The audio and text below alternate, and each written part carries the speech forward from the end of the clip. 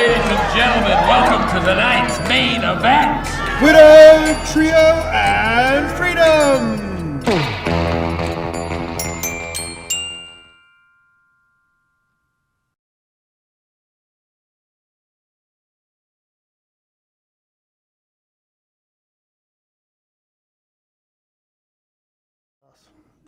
G'day Grant, how you doing? Welcome to my show. This is Rob Birdsey and Widow, Trio, and Freedom. Working out the hardware? Working out the hardware, man. I tell you, I'm learning lessons on this thing. It's probably a bit of dead air right now out there. Sorry, guys, but it'll come back, I promise. Grant, welcome to the show, and thank you for helping me with the technical bugs. No problem. I do what I can. Yeah, it looks like we're up and we're looking pretty good there. Actually, you're looking really tall. Let's adjust that. Can't be looking like you're down on me or what. I don't know. Oh, here, let me adjust again. Yeah, much better, much better. Hey, how's your summer doing, man? Lovely. Hopefully it'll be good enough to bring in some money, which everyone needs. So. Money. Yeah, especially me. I need more money than anyone. Just to clarify, I love money. Oh, really? I like that. My therapist, which is an awesome dude, love him to bits. He hates how the rich are getting so rich it's almost ridiculous. But he was talking about, and actually I've never talked to about this with you, but he was saying the pay grade was not more than 17 times from the lowest paid to the top paid. Have you ever heard about this? It sounds familiar. Yeah. I think it's. I actually like the concept of it because I mean, and the reason why I say this is what in his example was, if there's a person that can't get their teeth fixed and they work, as a janitor or whatever, and bottom tier, and the guy at the top tier is buying a new Ferrari, there's something wrong, For me, I would say I don't necessarily have an issue with the super rich. I just have an issue with poverty. So as long as the bottom line is getting better, I don't see if there's an issue if someone has a lot of money as long as they work for it. I mean, if you're cheating your way to the top, maybe you shouldn't have that money. Yeah. But if you work honestly for it, then I mean, it's your money. Yeah. Well, I like that. As long as, of course, as long as the bottom line is also getting better. If the bottom line isn't getting better, then there's a problem. Let's use as an example. Let's talk about Apple. Right? Apple are basically raking everyone over the coals for their money, for their phones and stuff. Mm-hmm. What are they giving back? Well, I mean, you have the product itself. Oh, but that's not a giving back scenario, is it? For, what do you mean? Well, okay, so I suppose where my mind goes to, if we were moral and ethical and everything else within a business, from the top tier guy making money to the bottom tier guy getting hosed, and the difference between those two guys, so I think if you've got a company, I like the fact that you're building and growing and you're making money and your product's great. That's fantastic. If you're just banking that much, if you ever seen those YouTube videos where Apple is compared to other companies, it's like Apple's like one of the biggest. I think it's the biggest company in the world now, isn't it? I think it's number 3 now. Oh. So number 2 is Google, like the alphabet company, and number 1 is NVIDIA. Right? Yeah. I think if they were to get real with life, it's great that they're making super mad money. I appreciate that. Where is your work going to? Your work's going to China. Let's take that out of there, bring it back over here, and make it work. Or set things up for people to give more opportunities. I mean, I'm totally talking sideways out my mouth right now. I didn't even think about that we'd talk about this. I just thought it was a great, interesting conversation to bring up. No, yeah, definitely. So, yeah, what do you think about that? Well, I mean, there's some people don't really understand. I'm not saying you don't understand. Don't really understand how money works. When people see really rich people, they see their net worth, they're like, how could they have that much money? They're a miser. They're hoarding all this money. They don't actually have that much money. That's what they're worth. On paper. Right? Yes. It's most of their money is in stock in their company. You can't really tax that. Now, these people somehow find ways to take this money and use it as collateral to take out loans so it becomes quote unquote liquid, which I think shouldn't be allowed because then they're able to make money from nothing. Yeah, and it's that's- untaxed as well, Yeah. which is weird. Yeah, That and shouldn't then- be allowed. And with that, you can take it all the way to your deathbed, and your kids have one opportunity to sell without paying the taxes. Yeah, it's dumb, Yeah. right? But like if it's their stock, then it's going to be it's going to inflate their net worth. Yeah. Because it's just a matter of what you're able to sell the stock for. You don't even have to sell all your stock. If you have like 50 shares and you sell one share for $50, then they assume that all the other shares are worth $50. So then you are worth that much money. Yes. Yeah. Okay. I can get down with that. Let's change the topic now. Yeah. Let's get to something much better.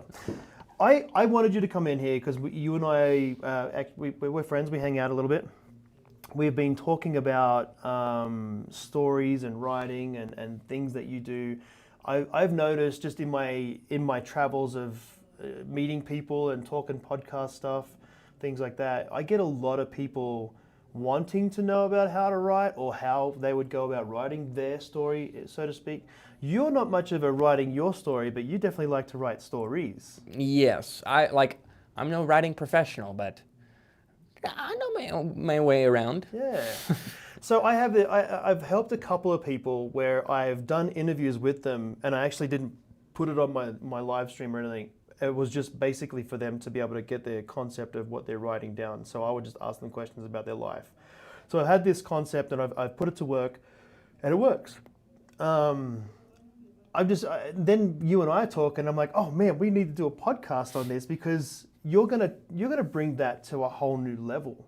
You know, for anyone that's out there that's curious about writing stories. And the reason why I think that you'd be good at it is because how long have you been working on this story that you're working on now? This one, Yeah. let's see, started, this one specifically, probably 3-ish years, maybe 2. No, Yeah. 3 years. Or is it 2? One of those 2 numbers. It really narrows it down. A whole year of possibly having been worked on and a whole year of possibly not have worked on it. But yeah, about that long. And then I have other books I've been working on for way longer, but I'm currently enthralled in this one. It's just so fun. But you've got stories to it, but you're right now you're building the outlay. Is that Yes, right? the world. So I brought some stuff with me. Not that the audio learners are going to be able to see. I have my map right here, which is very big. It's taken a lot of rough drafts. I can just pull it out right here. 3 pages. Sorry for the annoying rubber band noise. No, but you're good. I'm just trying to get us to where you can see my image properly. It'll come back, guys, if you're watching on YouTube. this, Ah. I've been working on that. So this is the map. Gone through several editions. I have the original one in here that I drew just by drawing squiggly lines. Not that it's all that impressive. How many? So that map is of what? Of the whole world that you're building right now? Yes, it is, and it is daunting to say the least. So let's just have a look at the shapes again for a second. I want to ask you about that. All right. Have you made the certain shapes of the land for any certain reason? It looks like you got kind of a mini Italy going over there. Noston, is it right? Nosodon? Nosodon, cool. You got the cavalry down there. I like that. Yeah, so you can see the difference between ocean, land. We got 3 continents, 3 main continents, and we have a smaller continent near the bottom right, and then a even smaller continent top right, then an archipelago. And for scale, Yeah. about this large is the, I don't know, let me move it over here for visual, but that's about as big as Ooh, I should know the that. contiguous United States. Oh, okay. So from east to west coast. Of that one land. Of like half, so like one page, because this is 3 papers Yeah. taped together. I don't think they make papers this size, right? So this, so Okay. the size of this continent would be 2 USs for scale. Oh, okay, yeah. So it's kind of like if Europe and Americas were smashed together type thing. Yeah. Yeah, okay. So you got to basically, it's going to be a similar size to the world that we live in now. Without Asia, but yeah, Without Asia. Asia. We don't need Asia. Maybe I need to write an Asia in there for you. I don't know. But so you get into the nitty gritty, and you're not working on this just by yourself either, huh? No. So I will say most of it is me, because if you want something done right, you do it yourself. Yes. Well, But- you're definitely the creator that's controlling the... Yeah, there are nations, and I call them cultures because cultures aren't Yeah, necessarily... let me show up on that one. Go, do that. Show us then. Okay. Perfect. Here we right go. here. There's the map, guys. Check that out. If you go on YouTube right now, Widow, Trio, and Freedom, you'll be able to see Grant holding a map. This is my intellectual property. You better not steal it, buddy. That's his IP. But like like I said, cultures, because a culture isn't stuck to a borders nation necessarily, though just for the sake of simplicity, that's what I kind of do. Sometimes it expands beyond the border. It doesn't really matter. I don't know why I'm talking so much about this random topic. But I have like a couple nations that are being built by friends. So I have Nearlint, who's being built by my friend Jack Madsen. He's my roommate. And then I have another one that is also my roommate. He's working on Calvaric. It is a southern land that is like a giant, imagine the plains of like the like Nebraska or Kansas, Iowa, golden fields of wheat, Just tornadoes, stuff like that. Okay. And then there is Sunder, which is being built by my friend Holden. He's away right now. He's in Mongolia. He takes some inspiration from Mongolia for his nation, which is fun. That. And then there is Cecilar, who my friend Will recently picked up. And then there's one to the west that hasn't been named yet that my friend Drew is supposedly supposed to be working on. I need to get back to him on that. Yeah. And then I have other people who say they want to do stuff. They haven't really done anything. The world is getting smaller because the borders are being filled in. Land is being claimed. There's less and less free real estate now. So you've done that is the locked in map.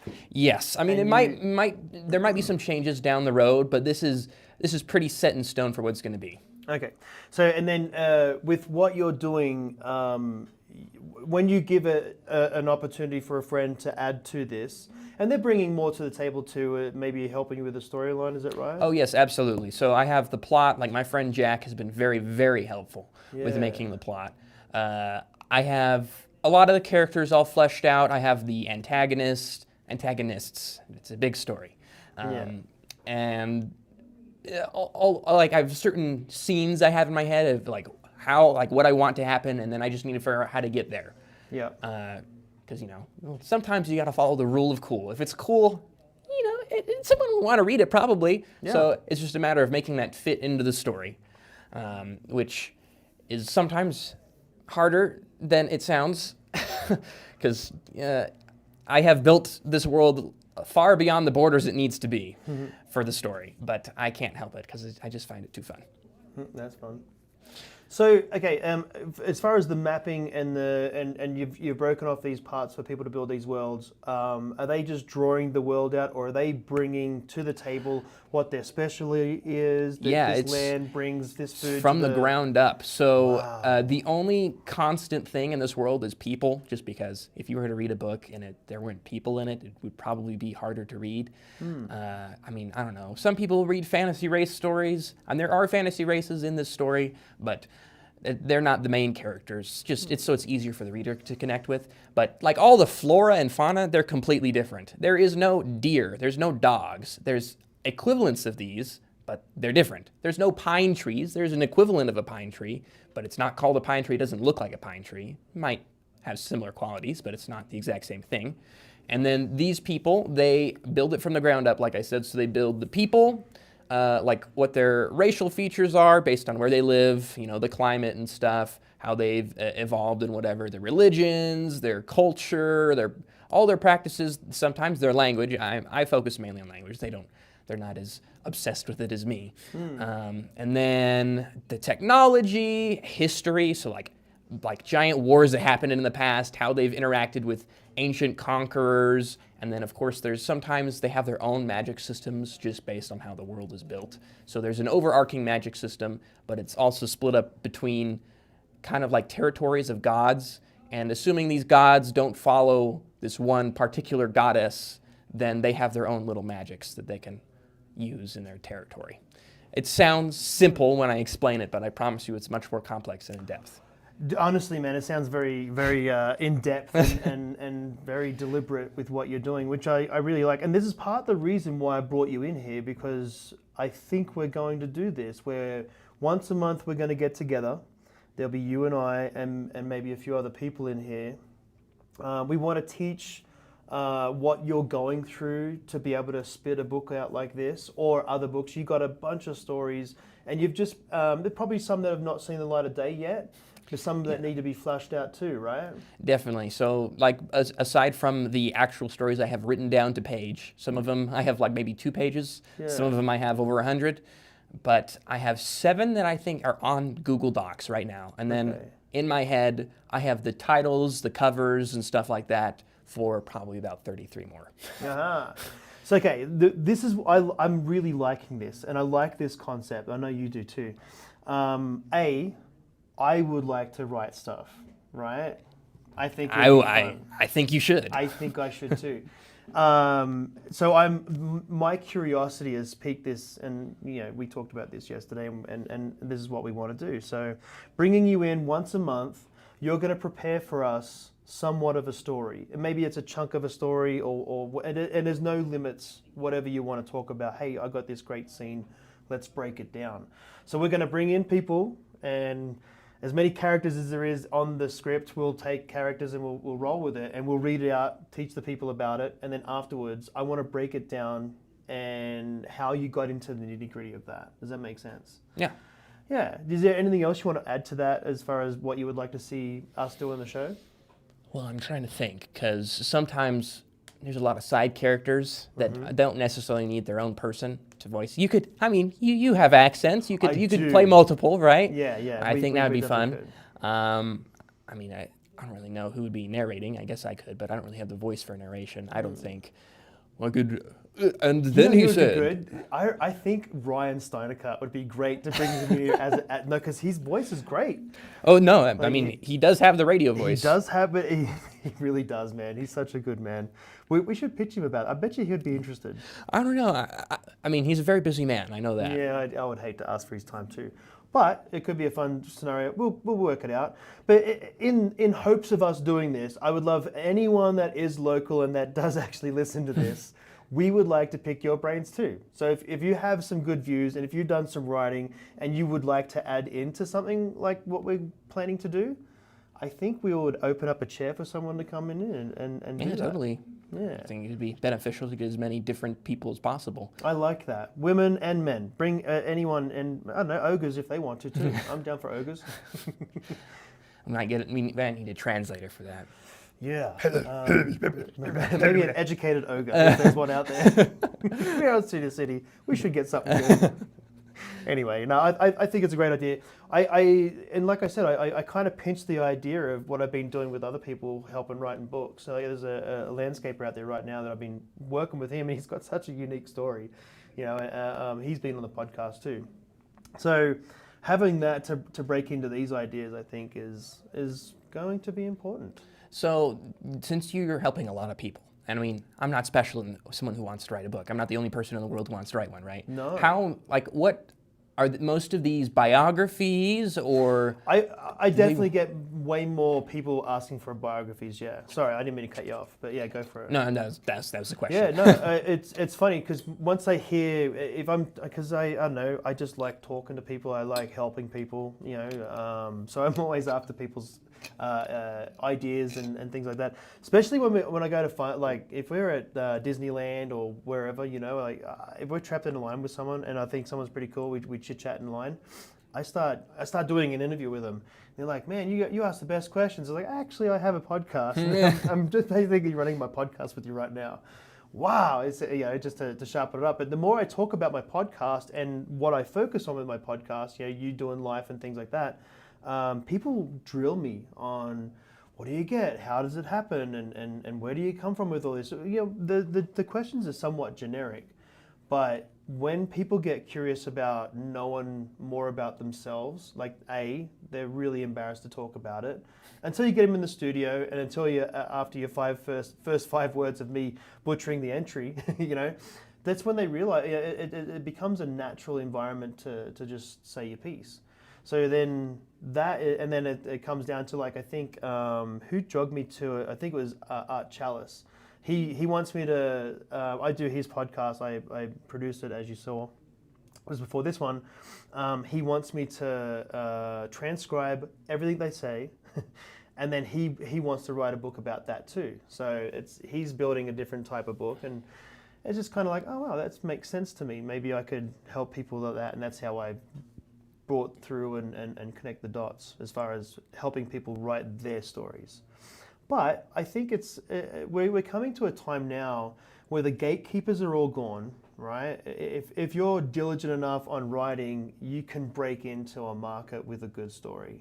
The problem is you just got to almost have to get enough noise. You got to teach people about how to do it, and that's why I think you and I doing a podcast wrapped around teaching people.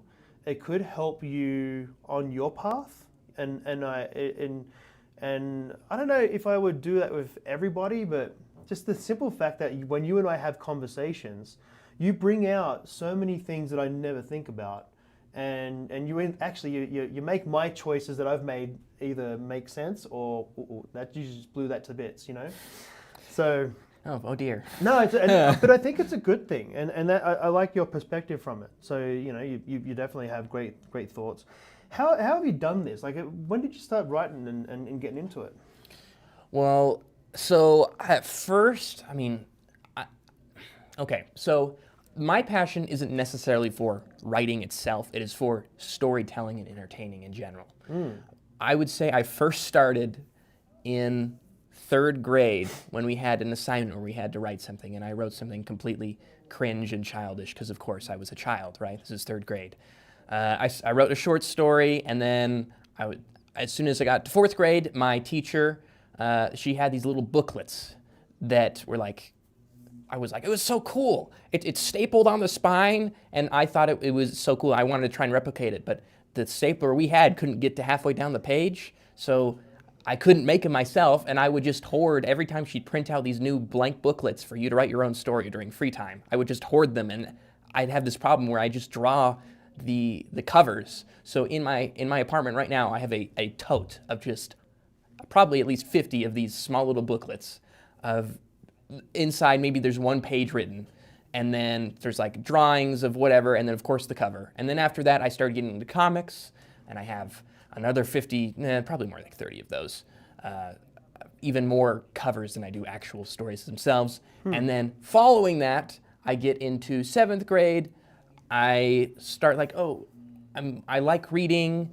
I should become more sophisticated with my stories, and I start writing. The first book I started writing was with 2 other people. That didn't end up going too well. I dislike projects that they have to do with a lot of people where I cannot just go off on my own, which is why this is beneficial, because they're doing their own thing and I'm doing my own thing. And at the end, if they're not done, then it's fine. I'll work on something else, right?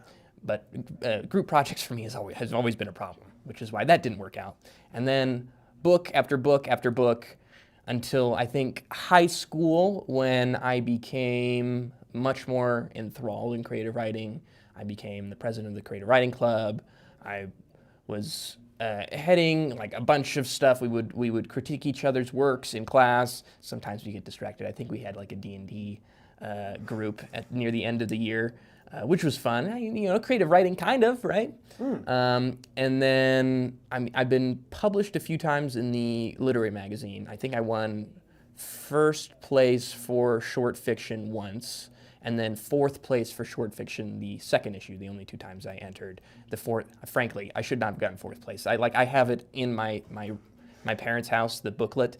I flip through it and I'm reading these sentences and I'm like, what is this garbage? This is awful. I think the first one, that 1st place, I think that one was actually pretty good. But this one, I was very, very disappointed in my creative works. And then I have a couple of poetry that I've published as well through the same literary magazine. I've gotten 2nd place once and then honorable mention the other times. I like writing poetry. I just hate reading it. Yeah, no, it's definitely a beast. It sounds like story is definitely your jam, right? Like you love building worlds and things like that. Becoming from 3rd grade, you said? Yeah. Wow. I mean, lighter. Like I said, there was 1 story in 3rd grade. That's the earliest I can trace it back to. All right. And then 4th grade is when I started really getting into it. Did you have friends growing up? Yes. Oh, okay. I was just curious. I think so. I mean, Jaron. In fact, my buddy from Salt Lake that, I mean, he wasn't all that interested in what I was doing, but he was my best friend. He actually goes here now. Oh, wow. Yeah. And I moved down to St. George and after third grade, and we didn't talk for, I mean, like we'd have phone calls every so often. He'd come down maybe once every 3 years and then kind of fell off after that. But coincidentally, we ended up at the same college. Wow. Is he one of your roommates now or not? No, he has his own place. I think he's of course gone on a different path. He was trying to do film, but I don't know what happened with that. He's in the band right now. Oh. He plays the trombone. Oh. Yeah. And Wow. Yeah, That's a groovy instrument. Yeah. Yeah. He's pretty awesome. Oh. He has long, luscious locks. Frankly. Really? Yeah. It's impressive. Does he do like the marching band stuff? Or? Yeah, he's in the marching band. Oh, okay. I saw there was one video he posted on Instagram. It was just like a camera was stuck to like the end of his trombone. It would go in and out. Yes. And it got like hundreds of thousands of views. It was crazy. I was like, "What, Jared?" Action. Yeah, music happening in action. Yeah, it was pretty silly. Yeah, I was impressed. And his name's Jared, huh? Jaron. Jaron. Mm-hmm. He has an older brother named Jared. Wow, that's gonna be confusing. Yeah, well, they're all J's. Their Yeah. entire family. That's funny. My buddy did that with his kids, all D's. Well, that's my dad's family is all D's as well. That's Devin, oh my gosh, Danielle, Dina, blah blah blah. Yeah, they got Dylan, Dane, and Dominic. Yeah. And he has a construction company called 3Ds. And it's like, oh yeah, that's pretty cool. Yeah, okay. You like your kids more than you let on, man. Yeah. No, I like that. So yeah, that's cool. So you guys are buddied up, and does he do any writing or anything like that, or? Jaron, no. Frankly, I need to get in touch with him again. I'm just bad at reaching out to people. No, we've talked about Yeah. this actually. I think it's this today's society, man. We're all stuck to our phones that much that we don't take the time to even acknowledge people or friends and things like that. I mean, I have to remind myself to reach out to my friends and to say, hey, how you doing? You know, just to say hi. You know. Mm-hmm. Although I will say, since my wife passed away, that's been a little tricky because I feel like, I don't know, if people don't want to talk to me, I try not to talk to them, you know what I mean? I don't want to bug anyone. I don't want people to feel like they need to talk to me because I need attention. So that was a thing for a while. I noticed I lent on a couple of friends after my wife passed away, and it kind of burnt them a little bit. And I was like, oh, that's really bad. I need to do this by myself. Yeah, that was not fun. Yeah, man, yeah. That's very unfortunate. I know. Well, it is, but I've gone through a lot of changes, and man, you know, unless people have actually gone through losing someone that's really close to you and things like that, it changes everything. You know, it really does. Yeah, I mean, I think you have become a better person, like because of it. 100%. Like I'm very impressed with how good of a person you are, and thanks, I man. envy a lot of aspects that you like, attributes that you have. But me personally, I hope I never have to experience I that. hope you never do. I hope, but I think you would handle it differently, man. Honestly, like, you're so well-rounded in the way your parents have raised you, and like there's a lot of smarts there. You know what I mean? Like, I think I'm not saying that I'm not smart. The thing about me is the intelligence that I've got was learning through the school of the hardest of knocks. You know what I mean? Everything was wrapped around, you know, the experience of being on a train and getting jumped and beaten and all that sort of stuff for $20 or whatever. You know, all those sorts of things create the person. And I never really had a dad that was in my life like, hey, don't do this and don't do that. It's kind of like me and my boys were talking about the Michael Jackson movie, you know? We go watch the Michael Jackson movie. My kids are like, wow. And they're like, Dad, his dad Michael got beat by his dad just like you did. Like, yeah, but at least Michael's dad gave him music. Mine gave me scared him. Like I knew I needed to not be where he could grab something and smack me with it, you know. So that was an interesting conversation with my boys. But you know, it's that's how life works sometimes. So to see you put all this together and to lay it out, like I like the idea of I think you're fun to work with. I think you're fun to collaborate with. So this, if we get this thing going and we get a good group of us a part of it, I think it could be not only just helping you, I'm sure we're going to help a bunch of people out too. a win-win. Yeah. So what else you got there? What else you got in that little book? Do you sketch most of your worlds? Do you sketch characters? Yes, so I have, this is just the map. You could steal the map and you wouldn't know what's going on, right? This is where everything is, here and unlocks the here. map. Yeah. And then, of course, the Google Doc I have on my drive. But I have, let's see, where's a good sketch?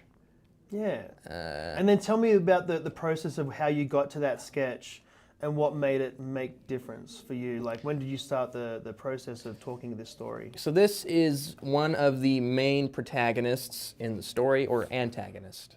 Okay. Depends on what you... Which one are you looking at? The three guys? This guy in the middle. Okay. These are two unnamed, they're just guards. Perfect. As you can see, his name is Deathless Rune, King of War. You're introduced to him, I think, in the second chapter. I have the prologue I'm working on. I've scrapped the original prologue because it was just too complicated and ridiculous. And then I have the first chapter, which follows someone named Nari. She is from a desert culture. It's called Krajit. I don't need to... Sounds very dry. Yes, I don't need to make the awful sound that is the phoneme "h" in that word. No one really needs to hear that. It sounds like I'm throwing up, but it's in the language. So. Okay. So you developed languages and everything for this? Yeah, that's why I just can't get to writing. I'm having so much fun. Like, here, let's see if there's any pages where it looked like a madman. Oh, please. I like this. So now, when you open this book to put a character in, which is showing up in the, what did you say, the second paragraph or whatever, is it paragraph or is it chapter? Sorry. So paragraphs are just like the little blocks, and then chapters are a scene, so to speak. Yeah. So multiple pages can be a chapter, and then there's parts. Some people like break their book up into acts or something, and that's kind of arbitrary design. It's like, well, this was the first act, and it's like 17 chapters, and here's the second act, and this is 13. It's just however you feel. And you got 14 more acts to go. Yeah, a movie that goes for 14 normally days. they stay at around 3, or like they keep around 3, or maybe 5 sometimes. I think it's just to like mimic the way Shakespeare did his like shows and stuff, because a lot of writers like Shakespeare. It's not my style personally. Yeah, I have a hard time with Shakespeare, to be honest with you. But yeah, this is me working out languages and like the writing system. Oh, so you're actually breaking down the alphabet and everything. Yeah, this one is actually supposed to mimic English a lot more than, let's see, where's a very weird looking language? Oh, yeah, here we go. Right. Like, if you open to this page, you would think that this person is a psychopath, right? That looks... I mean, one thing about it is that, like, the characters alone make sense. Now, this is coming from a person, guys, that also knows how to speak Chinese. Which, how many characters is in that? Or it's forever growing, isn't it? I mean, I don't know exactly when they add characters. I know that they occasionally do, but most of the time they're just, like, little bits of characters combined into one. I think last time on the show I said there was like 100,000 characters, which was wrong. It's 50,000 characters, but they have like several 100,000 words, because words can be 2 or more characters. Right. One to 2, and then they have idioms, which are like 4 characters, which are ridiculous. But yeah. So then, okay, so we're breaking this down. Before you open that sketchbook up, you've already started writing on books at this stage, is that right? Or yes. do you go for like a full outline first of a premise? No. It kind of just comes to me in sporadic ideas. So for this one, this is actually built off of another book that I started writing on vacation. It was like, and it was very simplistic. Like, there's a culture in there that is like basically just medieval Europe. And then I have one that's basically, no, it's a little bit more different than ancient China. And then I have one that's like the Tibetan monks, kind of. And one that is supposed to be medieval America, so to speak. Like, I don't know. And then and then there's one last culture on that little continent, which is actually right here. This is where this is actually how it started, right in this little corner, Trinlun. When they thought they were all by themselves and nothing else around them. Yes, so in that story, that's the only map you get. You don't even know that there's a world beyond that. Yeah. I don't know when I'm going to write that, but eventually. I'm just really liking this one right now. So that would be like a spin-off? Spin-off, yeah, most likely. Yeah. and then who knows, maybe they'll show up in one of the books, because this is not just its own book. It's going to probably be a series because of how much I've packed into it, right? Yeah. But I started writing this one culture. I can't remember the name. There's a whole nother notebook for that world or that continent, and I built it from scratch, and I realized, man, I really like doing this. So then I built this entire story where all the cultures are built from scratch. Sometimes there's some inspirations, like there's one that's kind of like France, it's kind of like Russia, kind of like a mix between those two, but still unique in its own way. Stuff like that. So tell me, this is interesting. Okay, so when I was working on my life story, right? I'm a very visual person, so I threw cardboard up in my office at the time, and I basically started from what I knew from when I was born, and I basically put it everywhere, like all across and then I would just fill in the blanks of the stories. I think I was this age, because I like to see it visually come together. You're not so much liking that though. I mean, clearly, the way how your brain works, you can mostly build everything in your mind. You're taking it straight to your phone. Of what I've seen when you work on stuff, you use your phone more than sitting down at a keyboard. Is that right? No, I would say you're completely wrong. Okay, well, I have no idea. I'm very visual. So thankfully, I grew up, like I said, drawing comics. So Okay. my art's like I'm actually able to draw. I've honed my skill. So like this is the first page. This is the supreme goddess. Her name is Jengel. She's the goddess of thread, I guess. So her name is the seamstress. This is the first thing I drew, and then I got into the magic system, tried working out that, and then I was like, okay, I got to work on the language, because why not? Because I was just in a language doing like a language making mood. Yeah. They're called conlangs, constructed languages. Not a lot of people know about conlangs. Conlangs? Yes, I've only met one person in real life who actually knows what that word means. Wow. I was actually very surprised. Like, you know what that means? You're awesome. We can be friends. Yes. So he made a conlang, and he's actually helping me with this. He's making the country Cecilar, and then like the process that I use, I do like I just start with the racial features, and then with the fashion, the architecture. Sometimes I use the environment to help like design the architecture. Like in this one culture, it's windy all the time, so they build their buildings one direction, and the back is sloped so the wind doesn't like destroy their house. It blows during the day, and then it stops during the night because of some godly anomaly from primary, heat to cold. Yeah, okay. Fair It's because of a god, essentially. enough. Yeah. Unlike what we have now, it's not all that conflicting and what's the right word? Ambiguous of whether or not God exists. You know, it's like this book, this book. Which one? I don't know, man. There's so much. Yeah, just but try in this it. book, it's a very concrete. Like if you wanted to, you could probably go see one. And you know, I don't need like they're. Whatever. That doesn't matter. It doesn't matter. I don't need to sound crazy more than I already am. Oh, I don't think it's crazy. I think what you're doing is you're focusing in on a very particular story.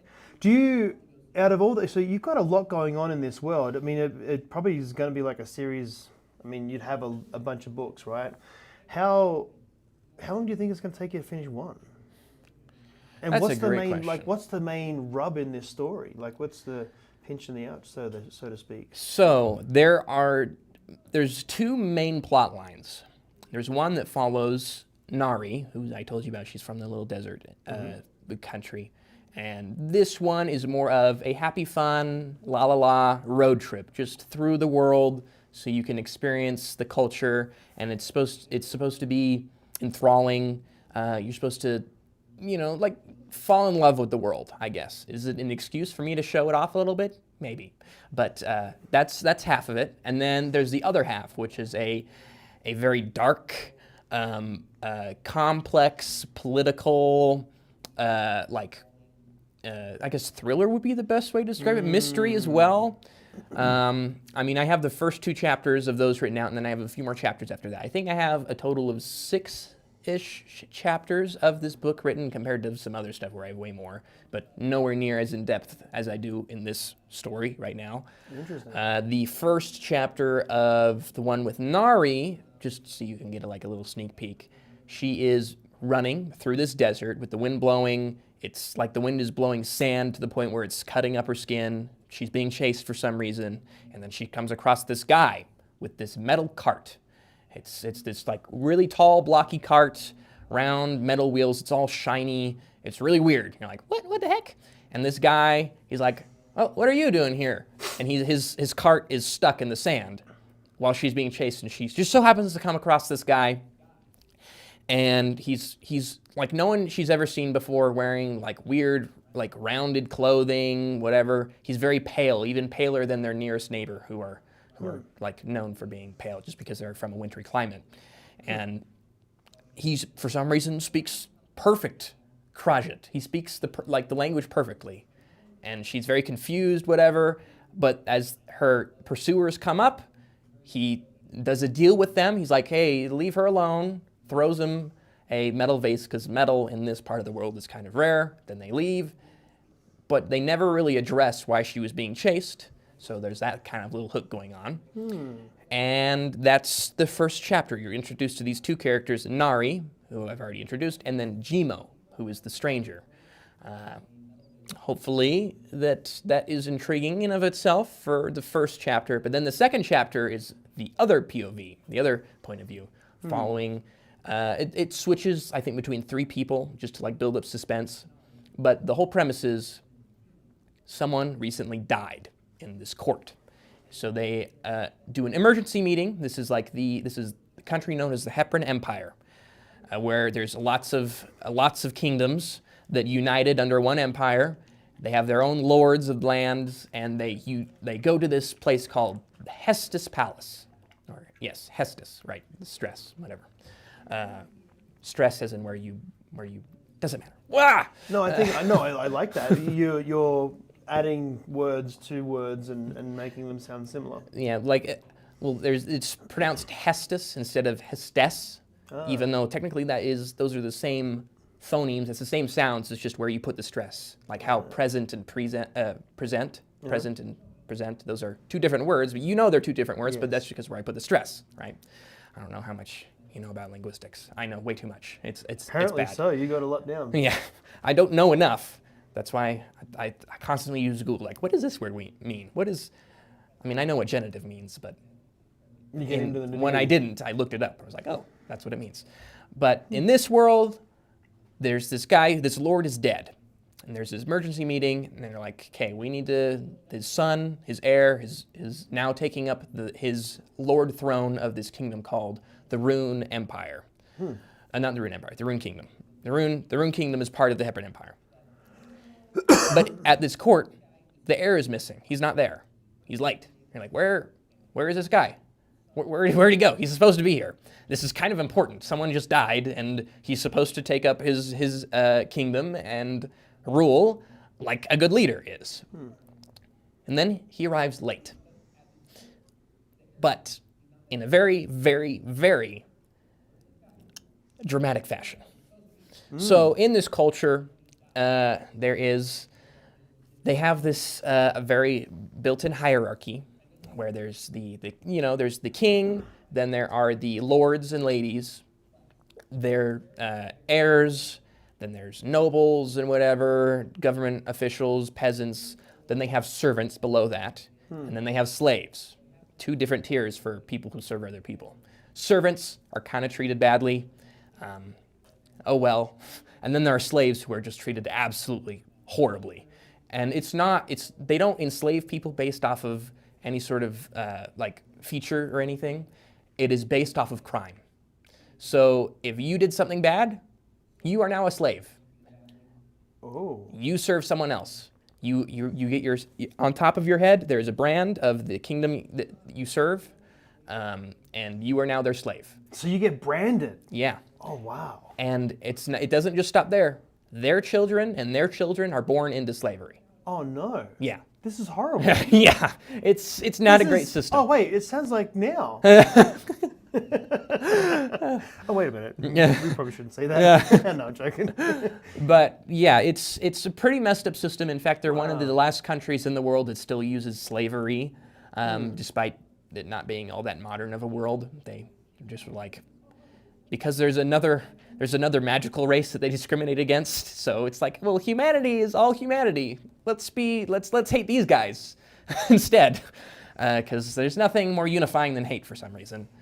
But no, that's no joke too. And that happens like wildfire. yeah, it's sad. Sometimes, I don't know, maybe if aliens come down, and maybe that'll be a good cause for humanity. We'll all unite. come together and finally work out that we need to help each other. I mean, it'll be bad for the aliens because, humanity, we'll just completely obliterate them. We're just too powerful, They can't understand adrenaline, the indomitable human spirit. Yeah. But dude, we should. I mean, I just had an idea of a book. I mean, I don't know. It could be a really bad idea actually. Yeah. But because of all the AI stuff that we're going through, and you mentioned at the start of the show about a book without people would be weird.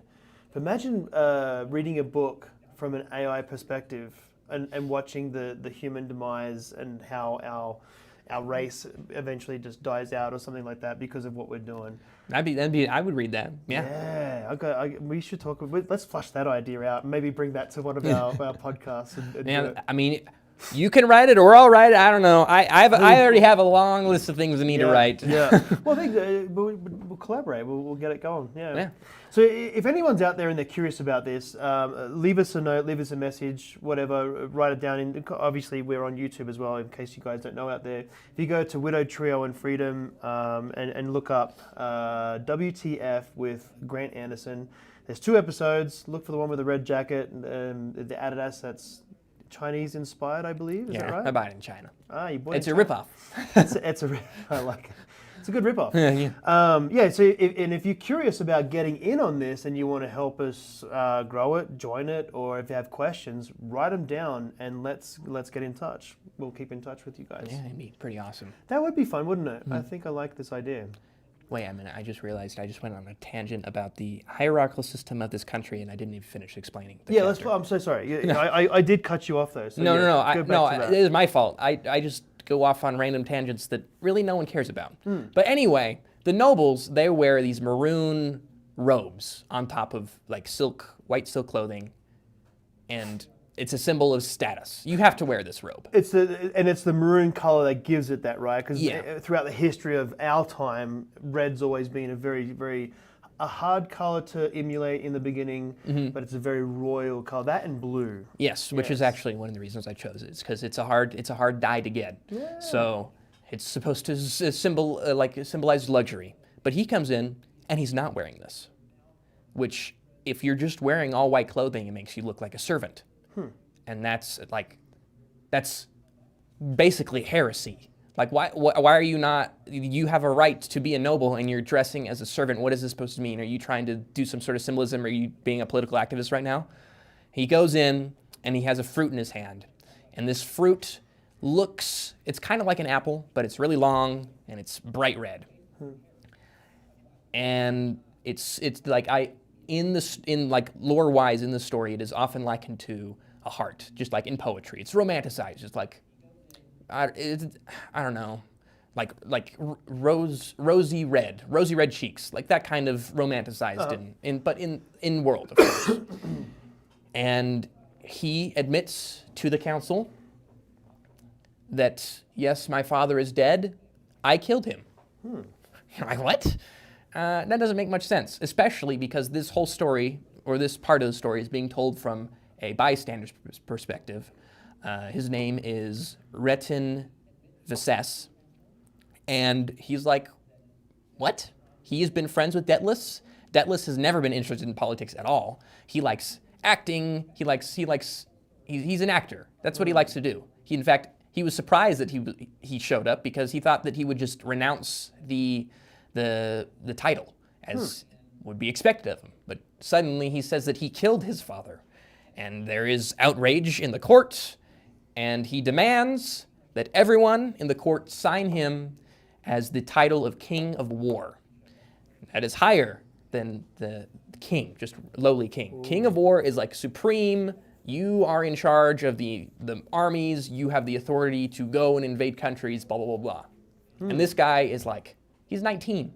He's not old. He's not like this old guy. He's this kid who is demanding that everyone sign him as King of War after killing his father. Is this a Genghis Khan thing going on here? Kind of sounds like it. Yeah, it's supposed to be very, it's supposed to flip the table, I guess. It's like, what is going on? This is, and although it's the first chapter, hopefully it's conveyed that this is not a normal thing that happens. This is not normal at all. The last King of War that they had was this guy named Hezrin. He was the greatest fleet commander ever. He went out, he started all these colonies, conquered lands, blah, blah, blah, blah, united the kingdom, empire, blah, blah, blah. Sounds like one for the people. Yes. He was a great guy, killed a lot of people, as most conquerors do. But he was a great leader, at the very least, right? And now there's this guy who's basically a kid saying that he wants to be King of War, and he has no leverage. Like, why would we sign you into King of War? You need all of us to sign you into King of War. Why would we do that now that you just said you killed your dad? Yeah, that should be in jail. But then he decides to use some leverage that they didn't realize he had. Uh-oh. He plays a card that is kind of, it is played into his hand when he was born. The Rune Kingdom sits on a Mediterranean-like ocean called the Gold Sea. And that is where the entire empire gets most of its trade from. And in fact, if he decided to blockade the strait, they wouldn't get any of this trade. He is threatening economic action against the other kingdoms in the same country as his. And they're like, okay, do that. We'll just invade you. Like, your little kingdom it's small, it's not protected. My army is a lot bigger, especially if we unite against you, we can kill you. It doesn't matter. We'll throw you off your throne. And he says, do you think I didn't think of that?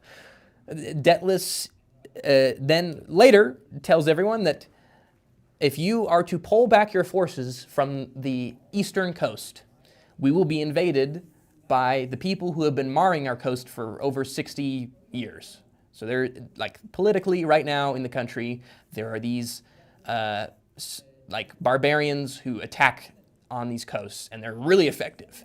They're like, they have weapons that are on fire, and they go around and they kill a lot of people. Yeah. Yep. And they have to defend their border against these eastern invaders. They're called the Kaimuli. And he said that if you pull back your armies to invade me, they will gain foothold on our continent, and they will start a land invasion, and you will lose. Not to mention, if you do not have the imports that we so heavily rely on, how will you feed your army? How will you make sure they're fed? How do you make sure they're not cold? How do you make sure that the peasantry doesn't rise up against you? The slaves don't rise up against you? How do you do that? You don't have the land necessary. You don't have the resources necessary to sustain yourself. Yeah, to sustain yourself. And now they're in a bind. They can't do anything. It's very thought out. And so this kid's smarter than they think. Yes. And the chapter ends with him pulling out a piece of paper for them to sign, dropping it on the floor, and grabbing this fruit and squeezing it. And as the juice drops on the paper, he says, "This is my signature. If you do not sign this by tomorrow morning, my brother, who is in the kingdom, who is in line with everything that I say, will carry out what I have said will happen." Wow. You either sign this or this is the end of the Heparin Empire. Wow. And he leaves. So it sounds like he's about to start something that's extremely dark. And whilst there's peace within the land as it speaks, so up to this point. Oh. But again, it's very strange because this is not his normal character. The guy who you're watching from, who is very close friends with Daedalus, who again he's just an actor. He likes acting. He doesn't like politics. But suddenly he killed his dad, and now he wants to be the most powerful person in the world. How does he kill his father and be in this position that people aren't trying to lock him up straight away? So originally they thought that his father had just died. Oh, naturally. No. They thought he was murdered, but they didn't know he murdered him. Yeah. And he goes and he admits to the court that he did it. Wow. They thought he was murdered by some low class or peasantry uprising, whatever. Maybe there was some spy that killed him. Maybe it was suicide. We don't know. But then he admits to it. So what initially getting this book started, what was the premise that grabbed you? And how much of a premise is it? Like in the very first stages, of course. Like, do you mean what the general idea of like how exactly I started it, right? Yeah. I don't know. I just started building the world, and then I started building the story from the world. There were some ideas I had for the main antagonist of the story. Like, is Deathless an antagonist or is he a protagonist? That's a great question. Yeah. Well, you'd have to find out when you read it. But the whole idea is these two two sides of the story, right? One that's dark, one that's fun, that they're eventually going to meet. And maybe they flip. Oh, interesting. Oh, dude, I think sounds like it's off to a great start. That's for sure. How much did you just write all that yourself? No one else helped you with that part? No, I can't say that. Is there any? The beginning is very much all me as of now.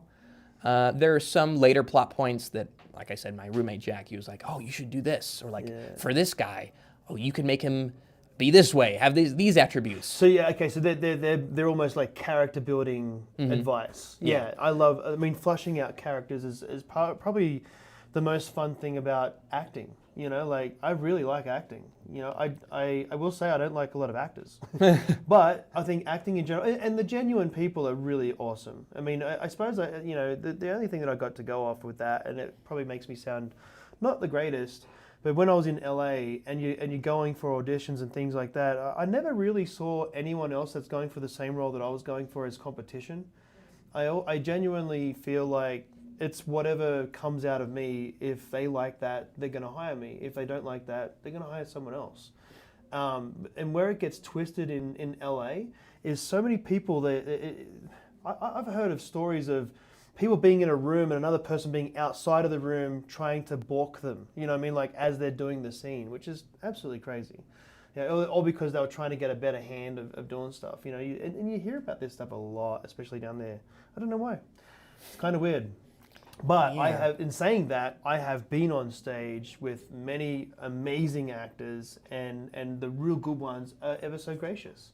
You know, so it's like you're either one far end, someone's trying to upstage you on stage, or you're at the other end where someone's helping you on stage. And usually when you see the greatest productions, it's usually people that feed off each other.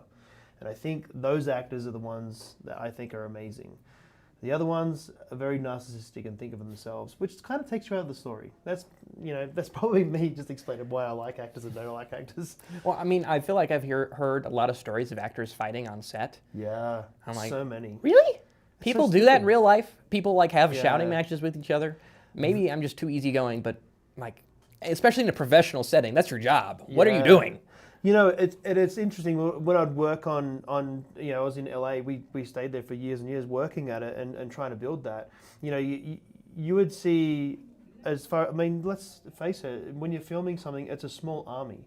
You know, you got your worker bees that are making the production run as smooth as possible, and then you got the talent behind it, and then you got the extra talent. Which I've done a lot of that, just learning the and even in the competition between being an extra, trying to be on TV more or anything like that, that really bothered me too, because you're trying to be a part of the environment or create the environment. Why are you trying to get on TV for? Why are you trying to get your face seen? You know what I mean? Like that. I think that's a sad scenario. But when you get there and you do the job properly, I think it comes together pretty good. And you can always tell a good actor from a bad actor, because if you see someone up and rising and they're really fun and you love to watch them, but then they disappear, probably because they were really hard to handle. Yeah, PAs, personal assistant handlers. I feel so sorry for those people, because some of them are not fun to work with. You know, like as far as some people in their egos. Yeah, I mean, it makes sense that if there's any place that has a very high concentration of narcissist, it would be Hollywood. Yeah, and the fact that I mean, you're literally watching the cream of the very best looking people in the world, whether they're there or not in the mind. You know, they're good looking, so hey, we'll open the door for them. You know what I mean? That's an even other side of acting. Pretty privileged. Pretty privileged. So I love it when you see a good character actor. I think character actors, especially people that pay character actors, it's where they're at. You know, Johnny Depp has been doing a character actor forever, and they think he's a leading man, and yeah, he could be a leading man, but he's a character actor all the way. You know, and it's probably some of the best stuff you've ever seen in your life. Yeah, I mean, Yeah. he's very good at what he does. He just lets go. He doesn't care about anything else around him. He doesn't have an agenda. You know, the more wacky he is in a scene with you, you know, is the more it's making you react to him.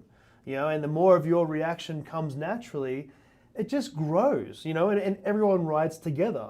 If I think if Johnny Depp was in his own head trying to be Johnny Depp, that'd be the worst thing to watch, you know? And he's been like that since 21 Jump Street, and I've seen it right from the beginning. You know, watching that guy's career grow over my time of being here, it's phenomenal.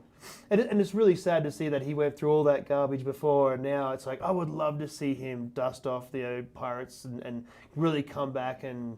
I think he's going to. Oh, really? Yeah, I think... Oh, my goodness. That'd be the best. I think Disney is doing another movie of Pirates of the Caribbean with him in it. Wow. Because there was that whole controversy, which I think was cleared up, but they had originally fired him, and they were going to do a movie without him. Yeah. And they were like, no. No. But then I think they brought him back on. At least from some news articles I've seen. I don't know how true that is. I would double check it yourself. There's lots of speculation right now, ladies and gentlemen. This is not news breaking. This is something I remember seeing in passing, but I believe he is making a return as Jack Sparrow in a new movie that they're working on. I would love to see that. I mean, it's just so fun to see him in those roles. They did the last few movies of that kind of changed the story a little bit. Yeah, there was the original trilogy, and then there was like a couple. They're of the same series, but they're of their own little story. The last one is probably the worst one. Yeah. I mean, people say it's a bad movie. I just think it's an okay movie. Yeah. It's bad compared to the rest of the series because the rest of the series is phenomenal. Phenomenal, but right? It was written. Oh, I wish I could remember the thing that they changed, but they changed a big part of his backstory. Yes, they did. I remember that. Do you remember that? Because I'm trying to put that together, thinking I really hate that. You know. They do. That's another problem with especially long-running series with people who aren't dedicated to it. They just hire oh, you're a good director with a big name. Let's hire you so we can sell a lot of tickets. But these aren't people who love the story. These are people who want to make their own story. Yes. And then that's what's happening with Marvel right now. That's what's kind of happening with Star Wars. It's just these long-running series where they're not hiring fans anymore who actually like it and who know what people would want to watch. They're just hiring people that will bring in money, which actually ends up making bad movies, which ends up making them lose money. They have not learned anything from the 2000s at all. No. If any of these big studios, if they just picked a random guy off the street who was relatively in passing, if you picked some guy wearing a Star Wars t-shirt off the street, or I don't know, some this person... This is off the wall, I like this. They would make a better movie than most people are right now. I 100%. Okay, I have to contest that just a little bit because what's his name? Oh, that's been writing a lot of the Marvel stuff. I think he wrote Mandalorian and Grogu, wasn't it?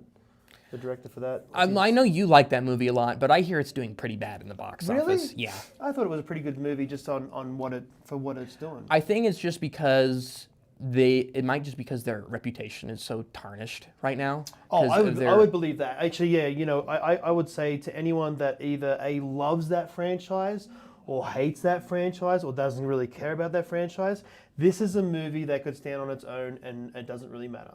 You're right. It really is a self-sustaining movie. Like, if you know the backstory, great. If you don't, great. You don't. The way the story is portrayed, you don't really need to know it. Have you seen it yet? I haven't. No. Oh, we should go watch it. All right. No, I'm down. Yeah, we should be. I watched the first season of The Mandalorian and I loved that. I haven't finished it, to be honest with you. The first season, because they have 3 now. I haven't think, maybe finished. 4. That's what I mean. But I started watching it with my wife before she passed. And then once she passed, man, I didn't watch TV for 3 years. Oh, okay. Seriously, Wow. I just couldn't face, like, we had some really good stuff watching, and I don't know, once I lost her, it was kind of like that was my buddy that I used to watch TV with. So now, I've been sort of doing my own route. I think I need to go back and watch all the Mandalorians and just see how that does. I mesh think with I each think other. your kids could watch it too. It's Oh, yeah, that series doesn't have any issues with any of that. I don't think. Yeah. Anything they wouldn't be able to watch. Maybe I don't know. It's been a while. I watched the first season. The first season is fantastic. I love the first season. Okay. The second season is pretty good, and then the third season I didn't even finish it. I just lost. So interest. you're in the third season now. Yeah, I like. What do you think lost its way? I don't know. What made you get bored? I think part of it was the mystery behind who the Mandalorian was, and that's part of the issue with a lot of these, like, who is his character? Yeah. If you reveal who he is, like everything about him, and it just falls short, then it falls short. So I've not seen him until this movie. He's, spoiler alert, that his helmet comes off, and the first thing that my son said, "Oh, he's from Fantastic Four." Yeah. I was like, yeah. You're probably not supposed to notice that as much. Yeah. But it's funny that they both own both movies and yada yada yada. Yeah, but like in the first season, they don't show his face until I think the season finale, and even then, it's all like messed up because he was injured and they had to take his helmet off. Right. The first season, like that's part of the mystery. Who is this guy? Actually, I think I've seen that. I might be in the second season. Okay. Interesting. Maybe I need to. I'll revisit that with the boys and see what they say, and we'll put some conclusions together. One of my favorite shows is one of the Disney Star Wars shows. It's the only one that I really, really enjoy. And in fact, I think a lot of people really, really like it. Which one is it? It is Andor. So it is. Oh, I've not watched this. It is very good. I don't think your kids would be able to watch some of it. There's Okay. like some stuff in there that is not child appropriate.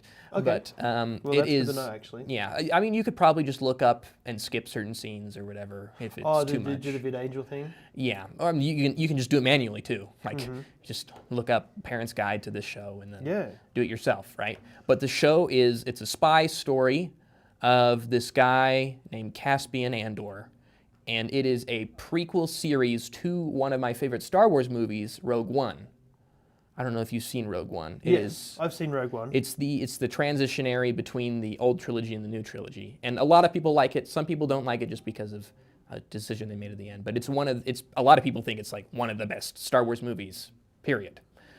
Despite it being a Disney movie, which Disney doesn't have a good track record with their Star Wars movies and Star Wars shows, especially like they've made some pretty meh Star Wars shows, but Yeah. I would say Andor is an especially good show. There's 2 seasons. I loved the first season. The second season was also really good. I just think it could have been better if I just remembered what happened during the first season because they like released them very far apart from each other. But if you watch it back to back, I'm sure that you'll like it a lot more than I did. I'm definitely down to check that out, actually. So I just looked it up. It's Jon Favreau that I was talking about, and he's Jon done. Favreau. I mean, he's done so much for Marvel, so much for. I mean, I think anything that he's been on a part of. I mean, did he go right through with the Mandalorian on all the seasons? I actually think I think he directed the first season. I don't know if he directed 2 and 3, but he did. Yeah, he was in charge of it at least during the beginning. Yeah. He's a good character, man. I even his movies in general, like he's got one called Chef, and my goodness, it's such a great movie. And I watched it years ago, and it still stands up now. You know, it's such a he's good at what he does. Well, and they built that. Do you know how they filmed The Mandalorian? They built instead of a green screen, they built an actual screen, a round screen, for a giant set. The whole set is a screen, and they just work with boxes and stuff on the inside. I've seen those. Yeah, they're massive. Yeah, it looks expensive. Yeah, You better not accidentally the whole screen, walk I into think, the is almost wall. like 20 to 30 feet tall as well. And then once they put something up and you get a camera in there's no flashing, there's no nothing. It comes out perfect. You wouldn't even know.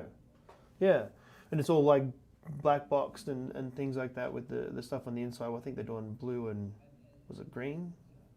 Yeah, they still work with blue, which is kind of weird because blue usually picks up your pigment, and especially if you're light on color. Yeah. Yeah. But if you watch have you watched the old Superman movies? No, They I did haven't. all that with blue screen, and every now and then you see his cheek like absorb color and stuff. it's really weird. But, That's funny. yeah, I know. So to see him work with blues is interesting. But yeah, green's probably the biggest one. No, I like it. It's very interesting. So getting back to your stories, what would you like to see? Actually, let's just talk about the potential podcast that we're going to bring out. What direction would you like to see it? And have I touched on things? Is there anything that I haven't touched on that you would like to sort of open up that avenue for people to be interactive with, or if they have any questions on how you get to your writing? Well, I guess this is more of a thing that I'm not all that educated in. You're the podcast guy. Yes. Like I said, I've talked with you before. I've said that I don't really listen to all that many podcasts. I just haven't really gotten into it myself. I've watched a couple, maybe 2 or 3 Joe Rogan podcasts, like episodes, and then I've watched maybe one actual podcast that was more of an audio drama. But other than that, I don't really know. I don't know what people would want to listen to. I don't know what people are interested in. I don't even have all that many friends who write. And some people who do write, they're a little bit crazy. As you can see, I'm a little bit crazy. I think we all are, man. I mean, it's almost, we're all going through something. And that's what makes it more colorful, to be honest with you. Oh yeah, hopefully people like it. Hopefully the little blurbs I did have piqued someone's interest. I don't know if they've piqued yours, but... Yeah. Yeah. Well, it's funny because we were talking yesterday and you were like, oh, I said you should basically, bring in our politics or something into it and do a spin-off like that when we were just talking general stories. And you, I don't want to do that. I'd much rather it be wrapped up in Fantasia type, taking you on a journey. Well, you know what? A journey needs some garbage.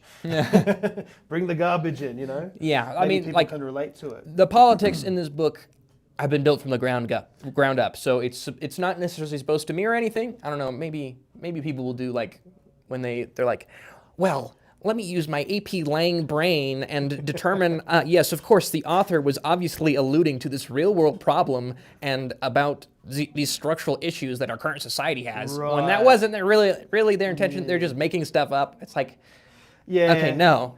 I don't know if that's what he was thinking about. I don't know if that's what J.K. Rowling was thinking when she wrote, I don't know. I like that people run with that sort of stuff. And I love it when I see people that actually wrote it. Oh, it's interesting that they did that, but no, I didn't do that. Yeah. But there's that opportunity. I mean, even with what you were saying, there's the Strait of Hormuz right there, Yeah. and this is what I'm thinking in my head, like, oh, Yeah. But it kind of is. I mean, it's reflective, but it makes sense. I like the way you're not pointing at it. It's a hint.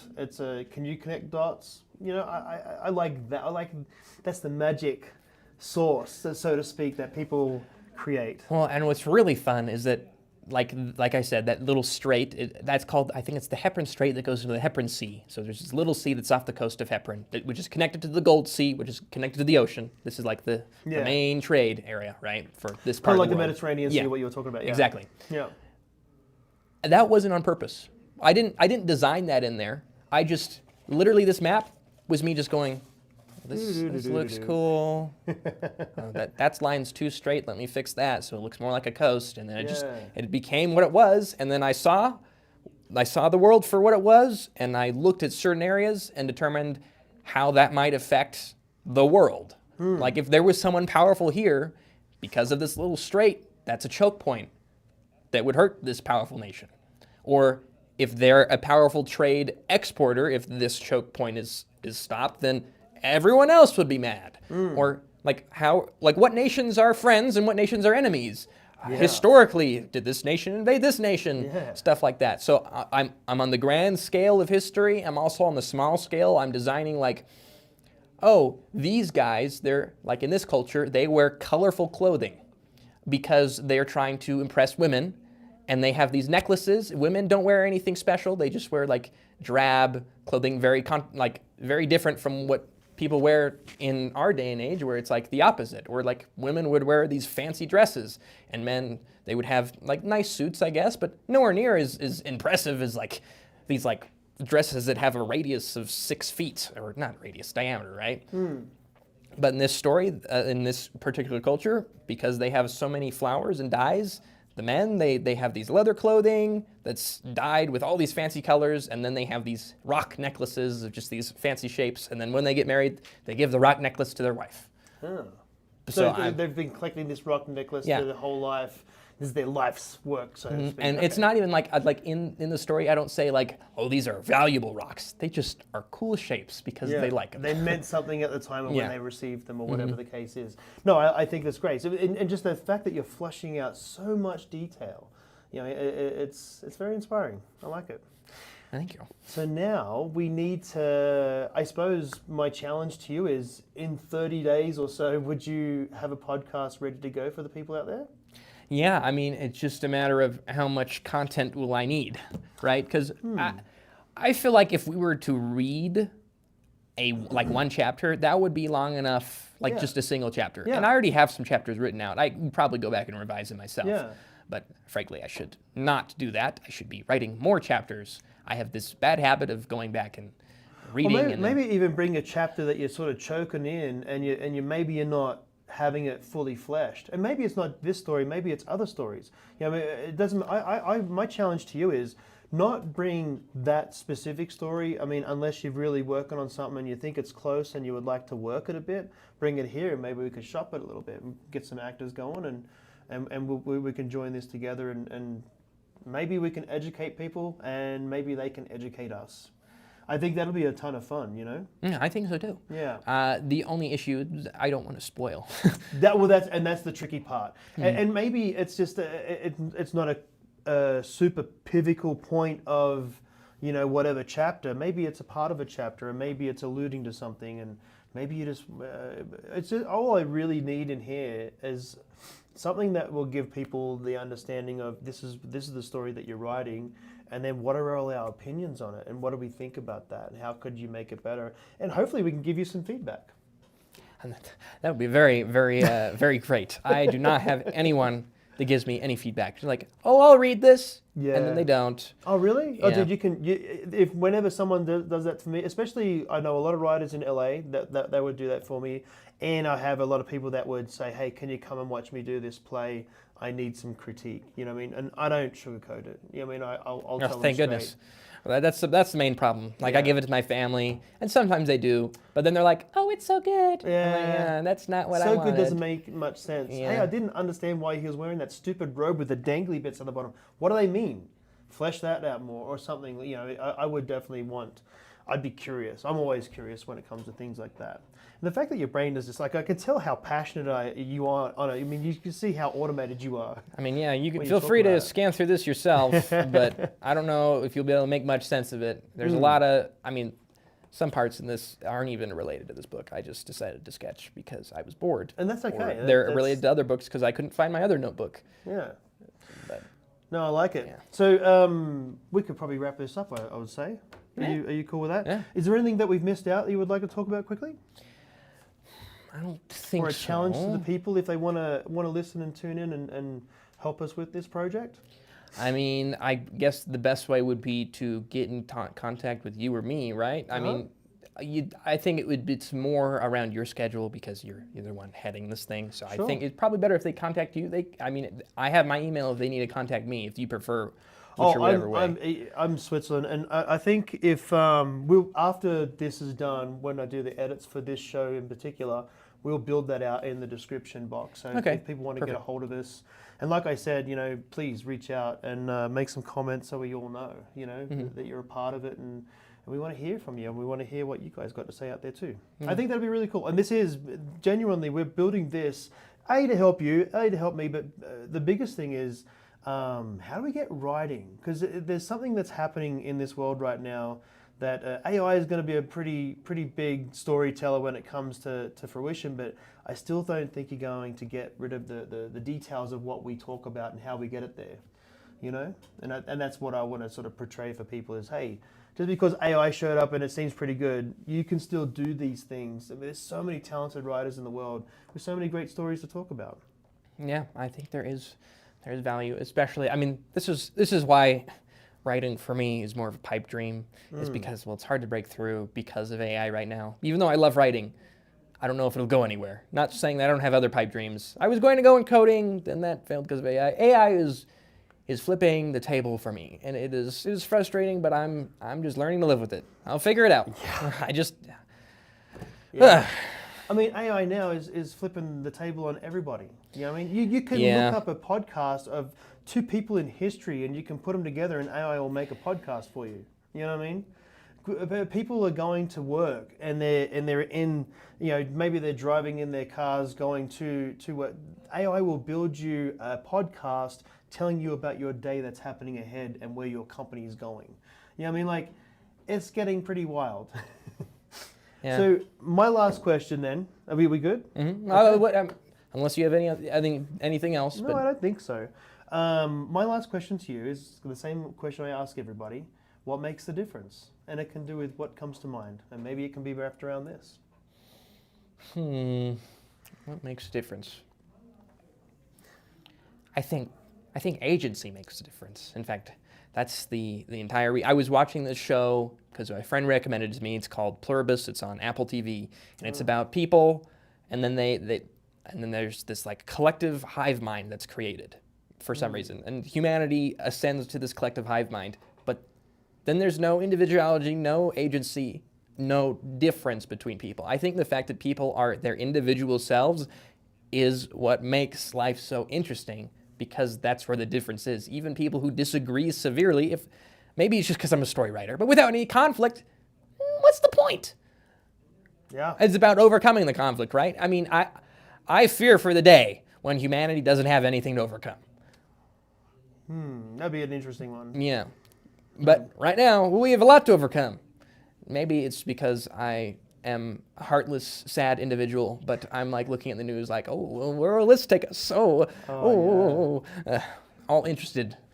Yeah, that's no joke there. There's always something going on in the news and how things are working out. But I do think the actual difference, the reason just in general for differences, whether it's in opinion, in stories, in creative works, is just because people are different. Yeah. And as long as we stay different, things will be all right. Yeah, it's like I love that about people. You know, we all meet each other, and maybe we've never met each other in the whole entire life, but your brain connects with their brain, and most times brains are like, I don't like that person. You know what I mean? Which is just hilarious because, you know, how do you overturn things like that? Whenever I've felt that with people, you know, I try to go out of my way to let that person know in particular that, hey, I'm happy to help them with something. You know what I mean? Like whatever the case is, if I work or they're going out through something, hey, I know this guy that can help you with that. And then you watch them like, oh, my brain doesn't like that person though, you know, and it's a fun situation. So yeah, I think the rubbing of life is a good thing. It's like losing my wife, man. You know what I mean? Yeah. Did I want to go through that? No. Is it probably one of the best things that's ever happened to me? 100%. I mean, you see me now. You in particular see me all the time with my kids. You know what I mean? Like you come over, we're always hanging out, and we're always doing stuff. And those kids are so smart. You know, they're so smart, they're so interactive, and they're a life being it. You know, they want to know more. They love talking with you too, right? Yeah, they're awesome. They're awesome guys. It's a super fun deal. Well, anyway, I'm gonna put a pin in this thing, and we're gonna call it good. Thanks everyone out there for listening in. Thank you, Grant Anderson, for being a part of this. Honestly, this is always a fun time to sit down and chat with you. You have a brilliant mind, and your parents should be ever so proud of you. Well, they built me, so I'm only a product of them. They did a great job. Thanks, everyone. You guys have a great day. See ya. Cheers.